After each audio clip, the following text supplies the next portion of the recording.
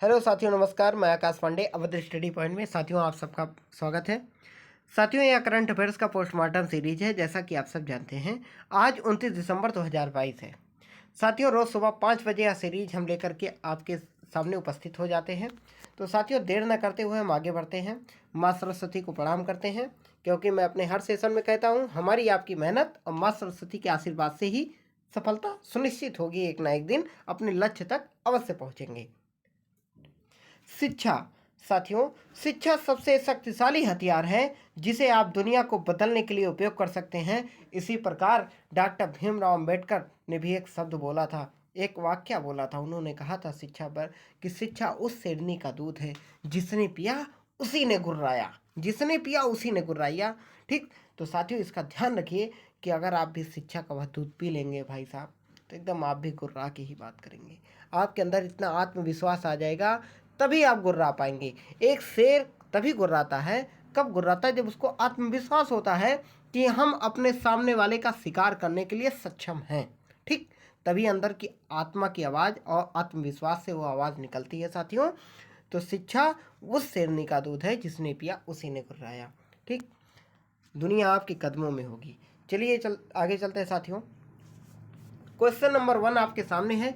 प्यारे प्यारे क्वेश्चन आपके लिए लेके आए हैं। पहला क्वेश्चन है, हाल ही में रविंद्रनाथ टैगोर साहित्य पुरस्कार 2021-22 किसे प्रदान किया गया? Option A Sudeep Sen, option B Shobhana Kumar, option C Kunwar Bechain. साथियों, एकदम सही आंसर क्या है? Option D. क्या है? Option D. ठीक साथियों, ऑप्शन डी, ए और बी। ठीक, ए और डी, ए और बी। ठीक, सुदीप सेन और शोभना कुमार दोनों लोग को दिया गया है। आगे देखते हैं विश्लेषण। रविंद्रनाथ टैगोर साहित्य पुरस्कार 2021-22 को सुदीप सेन ने संयुक्त रूप से अपनी शैली और फार्म वेंडर एंथ्रोपोसीन, क्लाइमेट चेंज और कैंटिगियन कंसोलेशन यानी पिपरण बुक्स एंड मीडिया 2021 के लिए दिया गया। और शोभना कुमार को उनके हाइबुन संग्रह, कौन सा हाइबुन संग्रह, ए स्काई फुल ऑफ बकेट के लिए जीता। ध्यान दीजिए साथियों, इसमें वेरी इंपॉर्टेंट यही आपसे पूछा जाएगा कि शोभना कुमार को उनके किस संग्रह के लिए दिया गया? तो ए स्काई फॉल ऑफ बकेट के लिए दिया गया। अगर बात करें हम सुदीप की, तो इनको किसके लिए दिया गया? तो फार्म वेंडर एंथ्रोपोसीन, क्लाइमेट चेंज, कैंटिगियन कंसोलेशन के लिए इनको दिया गया। ठीक, आगे बढ़ते हैं। सामाजिक उपलब्धि के लिए टैगोर पुरस्कार जयपुर लिटरेचर फेस्टिवल के निर्माता संजय के राय को दिया गया। ध्यान दीजिए, किसको?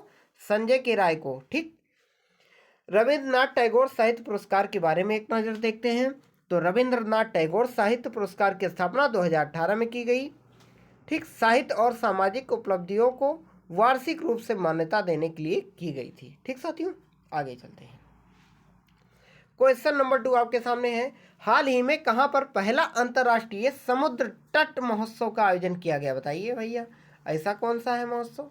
अंतर्राष्ट्रीय समुद्र तट महोत्सव का आयोजन किया गया। Option A Kerala, option B Orissa, option C Gujarat, option D Tamil Nadu. साथियों, एकदम सही आंसर है ऑप्शन ए केरल। क्या है? Option A Kerala. केरल के सुदूर उत्तर में स्पाइस कोस्ट, जिसे उत्तरी मालाबार के नाम से जाना जाता है, 24 दिसंबर से असंख्य रंग और बेकल इंटरनेशनल बीच फेस्टिवल मना रहा है। ठीक साथियों, चंद्रगिरी, तेजस्विनी और पायस्विनी के 3 स्थानों, कौन सा? चंद्रगिरी, तेजस्विनी और पायस्विनी के 3 स्थानों पर दुनिया भर के लगभग 5 लाख लोग इस उत्सव का आनंद लेते हैं। ठीक, इन 3 स्थानों पर मनाया जा रहा है।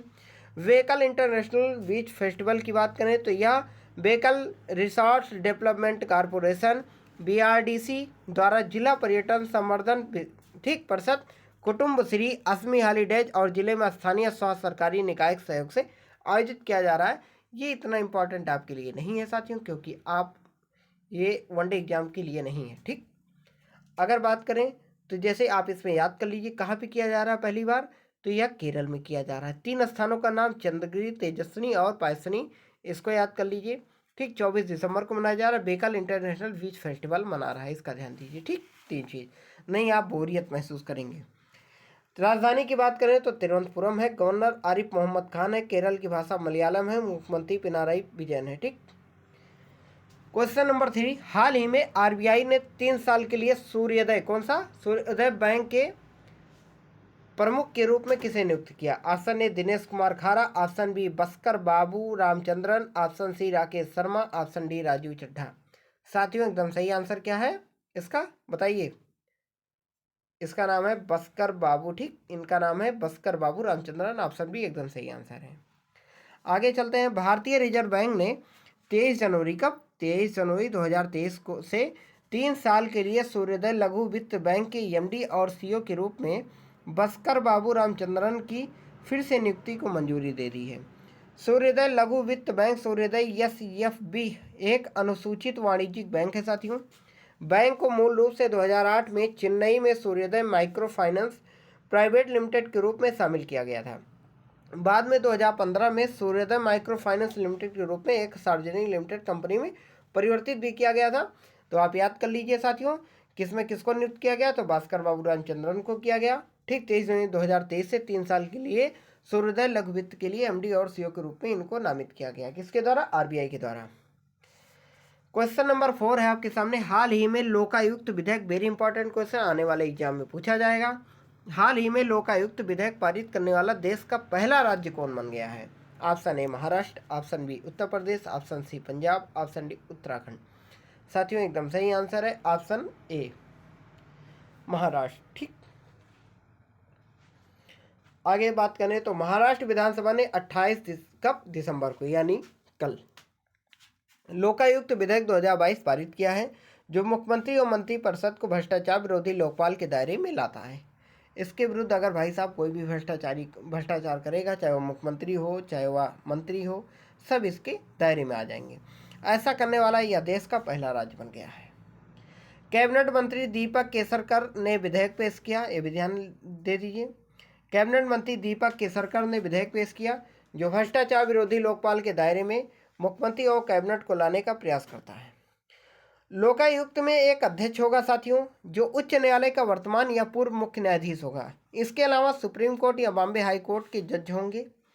लोकायुक्त में अधिकतम 4 सदस्य होंगे। ठीक, लोकायुक्त में अधिकतम 4 सदस्य होंगे, जिनमें से 2 न्यायिक पालिका से होंगे। महाराष्ट्र के मुख्यमंत्री की बात कर ले तो एक नाथ शिंदे हैं। महाराष्ट्र के राज्यपाल कौन है? भगत सिंह कोश्यारी। ठीक, ये होशियारी कर करके तो भाई साहब शिवसेना को तो बगल कर दिए। आगे चलते हैं। क्वेश्चन नंबर 5 क्वेश्चन है आपके सामने। हाल ही किस देश में बम चक्रवात, ये कौन सा चक्रवात है भाई? इसमें तो बम नाम आ रहा है। बम चक्रवात ने अपनी दस्तक दी, बताइए। Option A Bharat, option B Japan, option C Saudi Arabia, option D America.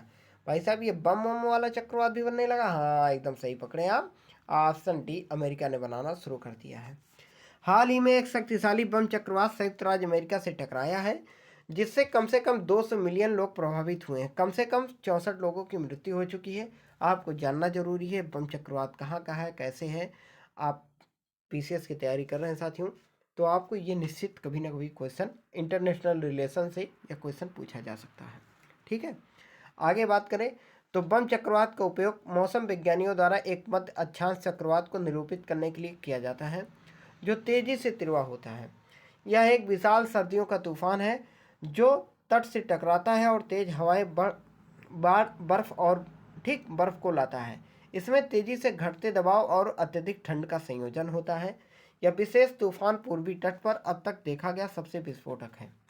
इसे बम चक्रवात कहा जाता है क्योंकि इसमें दबाव कम होने पर तूफान विस्फोटक रूप से मजबूत होते हैं। ठीक, आगे बढ़ते हैं।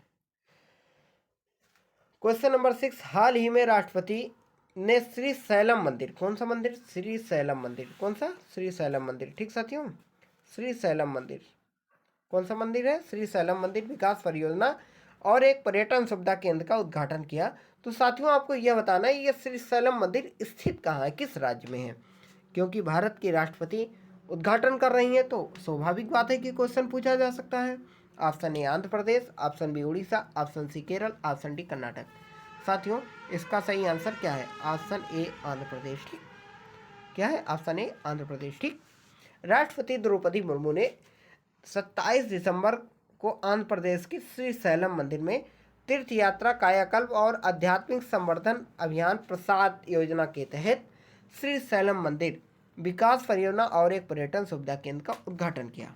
अब बात करते हैं हम श्रीशैलम मंदिर के बारे में। तो वेरी इंपॉर्टेंट, आप जरूर याद कीजिए, कभी आप जाते भी हैं मंदिर का तो हमारी बताई हुई चीज़ें आपको अवश्य याद आ जाएंगी उस वक्त। तो मल्लिकार्जुन मंदिर या श्रीशैलम मंदिर, ठीक, कौन सा क्या क्या नाम है? मल्लिकार्जुन मंदिर या श्रीशैला, ठीक, श्रीशैलम मंदिर। एक मल्लिकार्जुन खड़गे भी हैं, आपको बताना है किस पार्टी के राष्ट्रीय अध्यक्ष भी हैं, ठीक, तो हम आपको बता देते हैं वहाँ कांग्रेस के हैं, वह भी यहीं से आते हैं, कहाँ से? आंध्र प्रदेश से। मल्लिकार्जुन मंदिर या श्रीशैलम मंदिर एक हिंदू मंदिर है जो भगवान शिव को समर्पित है। किसको समर्पित है? भगवान शिव को। यह भारतीय राज्य आंध्र प्रदेश में श्रीशैलम में स्थित है। और बात करें साथियों तो इसे भगवान शिव के 12 ज्योतिर्लिंगों में से एक माना जाता है, ठीक। यहाँ पार्वती को किस नाम से? मल्लिका के नाम से पूजा जाता है, मल्लिका के नाम से, ठीक, मल्लिका के रूप में पूजा जाता है। और शिव को अर्जुन के रूप में पूजा जाता है, जिसका प्रतिनिधित्व एक लिंगम द्वारा किया जाता है, ठीक साथियों। आगे चलते हैं। क्वेश्चन नंबर 7 आपके सामने है। हाल ही में 28 दिसंबर को किस महान कवि की पुण्यतिथि मनाई गई? ऑप्शन ए सुमित नंदन पंत, ठीक, Sumitra Nandan Pant. Option B Ramdhari Singh Dinkar. Option C Jaishankar Prasad. Option D Makhanlal Chaturvedi.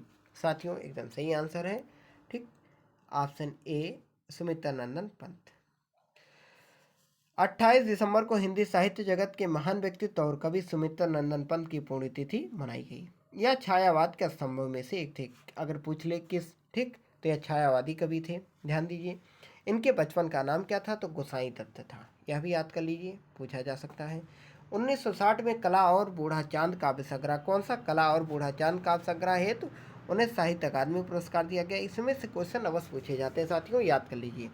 1960 में, कब? 1960 में कला और बूढ़ा चांद काव्य संग्रह है तो साहित्य अकादमी पुरस्कार दिया जाता है, इनको दे दिया गया था, ठीक साथियों। कब? 1960 में। 1968 में इनको चिदम्बरा, किसके लिए?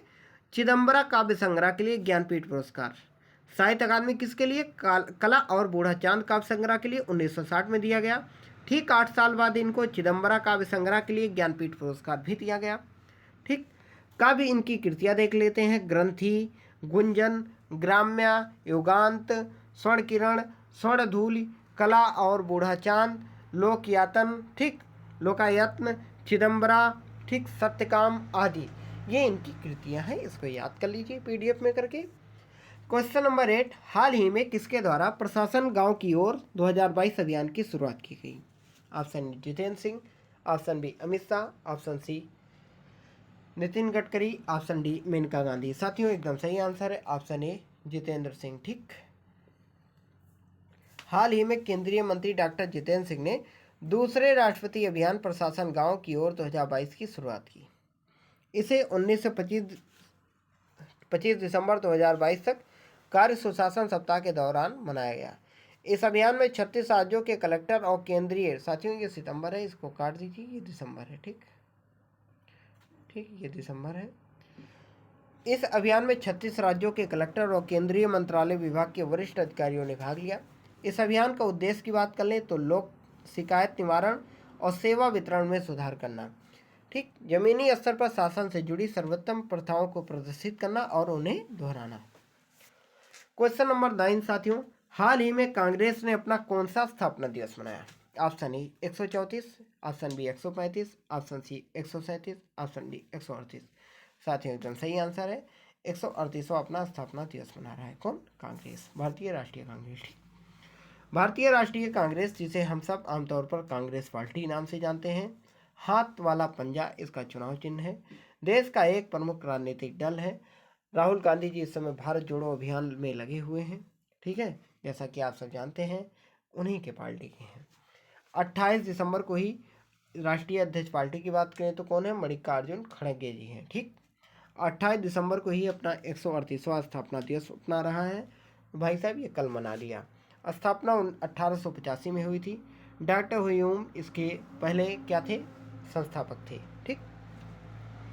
28 दिसंबर 1985 को इसके, ये 1998-85 नहीं है साथियों, ये 1985 है, ठीक, हम लिख देते हैं 1985, ठीक। कोई इसके पहले अधिवेशन का आयोजन मुंबई के गोकुल दास तेजपाल संस्कृत कॉलेज में किया गया था? आप इतना याद रखिए कि महाराष्ट्र में किया गया था। कहाँ? गोकुलदास तेजपाल संस्कृत कॉलेज में किया गया था। व्योमेश चंद्र बनर्जी पहले अधिवेशन की अध्यक्षता किए थे। दादा भाई नौरोजी 1886 में 1886 में कोलकाता अधिवेशन के अध्यक्ष भी थे। 1893 का लाहौर अधिवेशन में भी उन्हीं की अध्यक्षता हुई थी। किसकी? दादा भाई नौरोजी की। ठीक साथियों, सुरेंद्र नाथ बनर्जी और आनंद मोहन बोस कांग्रेस के मुख्य वास्तुकार माने जाते हैं। कौन कौन? सुरेंद्र नाथ बनर्जी और आनंद मोहन बोस कांग्रेस के मुख्य वास्तुकार माने जाते हैं। क्वेश्चन नंबर 10 आपके सामने है। हाल ही में किस देश ने ई स्पोर्ट को आधिकारिक मान्यता प्रदान की? आपको हम देसी अंदाज में बताते हैं। जैसे देसी इलाज होता है तो कभी कभी देसी इलाज से बहुत कुछ सही हो जाता है जो अंग्रेजी दवा काम नहीं कर पाती। तो हम आपको बता रहे हैं ई स्पोर्ट क्या है साथियों। Option A Japan, option B Iran, option C Bharat, option D France. तो इसका सही आंसर है भारत भाई साहब। ठीक, अब आपको हम बताएंगे क्या है ई स्पोर्ट। भारत सरकार ने 27 दिसंबर को मल्टी स्पोर्ट इवेंट के एक भाग के रूप में ई स्पोर्ट इलेक्ट्रॉनिक स्पोर्ट को आधिकारिक तौर पर मान्यता दी है। ई स्पोर्ट को युवा मामले और खेल मंत्रालय के तहत खेल विभाग द्वारा नियंत्रित किया जाएगा। उल्लेखनीय है कि जकार्ता,